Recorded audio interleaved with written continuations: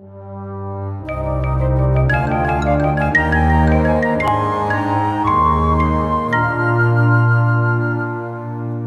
Everyone, this is Bhaskar Sinha और आप हो लर्निंगगंज में। बच्चों, आज हम पढ़ने वाले हैं making of nationalism in Europe, जो कि हमारा नेक्स्ट टॉपिक है। इसके पहले का topic the French revolution and the idea of nation हम हमारे पहले वीडियो में कवर कर चुके हैं। अगर आपने वो वीडियो नहीं देखा है तो I will suggest you to see that video first, and अगर देख ली है तो आगे का टॉपिक शुरू करते हैं। तो बच्चों, अगर आप ये मिड 18th सेंचुरी का यूरोप का मैप देखते हैं तो इसमें एक भी नेशन स्टेट आपको नजर नहीं आएगा। नेशन स्टेट वो होता है जहां कुछ लोग जो एक लैंग्वेज बोलते हैं, जिनका सेम कल्चर एंड हिस्ट्री होता है, वो मिलकर एज अ ग्रुप एक अलग इंडिपेंडेंट कंट्री या स्टेट बना लेते हैं। जिन देशों को हम आज जर्मनी, इटली, स्विट्जरलैंड के नाम से जानते हैं, वो भी किसी टाइम में एक किंगडम, डचीज एंड कैंटन्स में डिवाइडेड थे, मतलब किसी ना किसी रूलर के अंडर थे, जहां के रूलर्स की अपनी ऑटोनोमस टेरिटरी थी। मतलब वो जब चाहे कोई भी रूल चेंज कर सकते थे या बना सकते थे। ईस्टर्न एंड सेंट्रल यूरोप, जहां सबसे डाइवर्स, मतलब अलग अलग जाति, धर्म, लैंग्वेज एंड कल्चर वाले लोग रहते थे, वो ऑटोक्रेटिक मोनार्की, मतलब राजा के शासन के अंडर थे, जिसमें कोई बाउंडेशन राजा के लिए नहीं थी। वो जब जो चाहता था कर सकता था। 18th सेंचुरी में इतने डाइवर्स लोग यूरोप में रहते थे जो एक दूसरे से कोई कनेक्शन फील ही नहीं कर पाते थे, जिस वजह से कभी उन्हें एक नेशन स्टेट, मतलब यूनिफाइड रहने की या एक साथ मिल के रहने की फीलिंग ही नहीं आती थी। इसी वजह से उनने अपने अलग अलग एथनिक ग्रुप बना लिए थे। अब बात करते हैं ऑस्ट्रिया एंड हंगरी की, जहां हैब्सबर्ग एम्पायर का रूल था, जहां बहुत ही डिफरेंट रीजन्स तो थे बट उतने ही डाइवर्स लोग भी थे। इनके अंडर आता था Alpine regions, Austria, Sudetenland and Bohemia. But यहाँ के जो एरिस्टोक्रेट्स थे, मतलब रिच एंड पावरफुल पीपल, वो सारे जर्मन स्पीकिंग थे। ऑल्सो यहाँ इटालियन स्पीकिंग 2 प्रोविंसेस थे, मतलब कुछ ऐसे एरियाज जहां अपना अलग शासन चलता है, वो थे Lombardy and Venetia.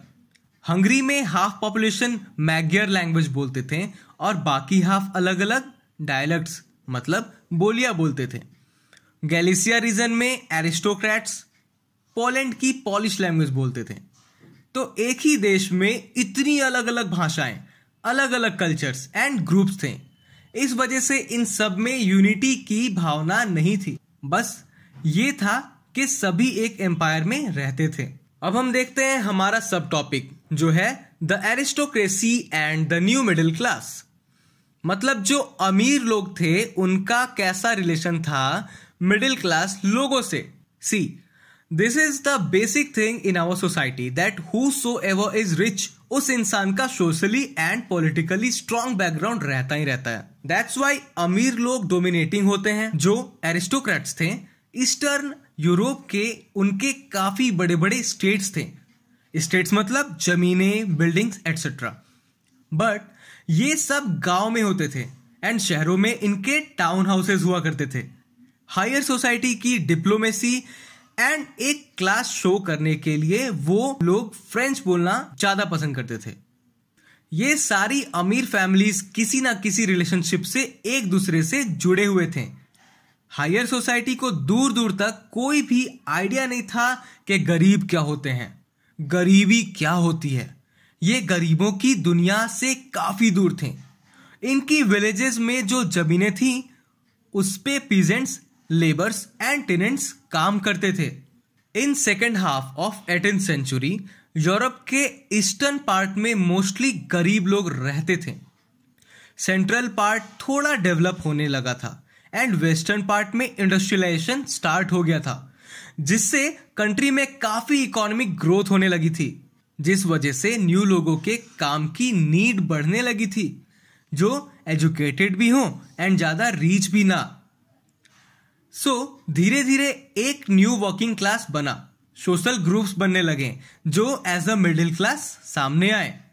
And since middle class लोग एजुकेटेड एंड लिबरल माइंड के थे, तो उन्हें सही और गलत में डिफरेंस समझ आने लगा। वो क्वेश्चंस उठाने लगे कि शासन राजा के बेटे का ही क्यों चलेगा, जो डिजर्विंग है उनका क्यों नहीं होगा। एंड जब उन्हें इसके जवाब नहीं मिले, then they came out with an idea of nationalism and asked for a representative of government and rule and regulations.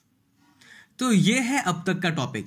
अब हम लोग 2.2, 2.3 बाद में लेके आएंगे। अब तक के लिए इतना ही। तो जुड़े रहें लर्निंग एज के साथ। Thank you so much.